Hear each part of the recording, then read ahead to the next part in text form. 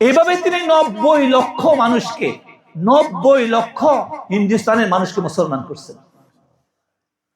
আজকে আমরা তার সম্বন্ধে জানি না।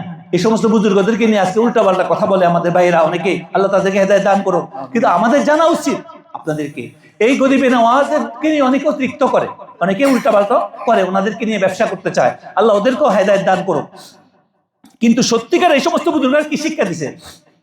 শিক্ষা দিছে যে তুমি সর্বোচ্চ অন্যের জন্য করো, মানুষের জন্য করো, আল্লাহ তোমার জন্য করবে। তুমি তোমার যা আছে তা দিয়ে আল্লাহর জন্য করো।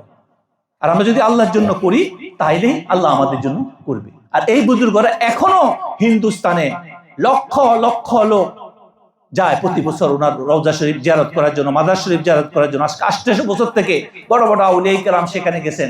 তো কেন যায়? হিন্দু, খ্রিস্টান, বৌদ্ধ যাইয়া দেখেন, আপনি লাইনও পাবেন না। কেন? মানুষের যে একটা মহব্বত, তার যে একটা ভালোবাসা ছিল, সেই ভালোবাসার টানে এখনো পর্যন্ত মানুষ বিশ্বাস করে যায়। কিন্তু আমরা শরীয়তের কথা আলাদা বলবো। এই বুজুর্গরা যেটা নিয়ে আসছেন সেটা ছিল ভালোবাসা, মহব্বত, অন্যের জন্য উজাড় করে দেওয়া। আজকে আমরা যদি আমার জীবনে আমি যদি ভালোবাসা, আমার দুশ্মনের সাথেও হাসি মুখে কথা বলি, ভালো ব্যবহার করি, কেউ আমার সাথে খারাপ ব্যবহার করে আমি তার সাথে ভালো ব্যবহার করি, এবং আমার যা আছে তা দিয়ে তাকে চেষ্টা করি, তাহলে ইনশাআল্লাহ ওর মধ্যে আল্লাহ পাকের দিবে। আল্লাহ পাক আমাদেরকে হযরত খাজা গরিবে নওয়াজের জীবনী ইয়া করার জন্য তৌফিক দান করুক।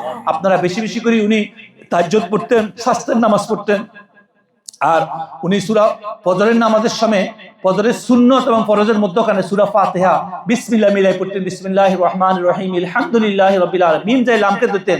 তো এটা পুরো 41 বার 41 দিন যদি কেউ পড়েন, এই এত বরকতওয়ালা সূরা যে আপনি যদি 41 দিন মিস দিতে পারবেন, যারা মা বোন যারা আছেন তাদের জন্য শরীয়তে যে নিষেধ করছে আপনারা ওই সময় বন্ধ করবেন। আবার যখন আপনাদের নামাজ শুরু হয় ওটা আবার 41 দিন কমপ্লিট করবেন। এটা আমাদের বুজুর্গদের বলছে। আমাদের মা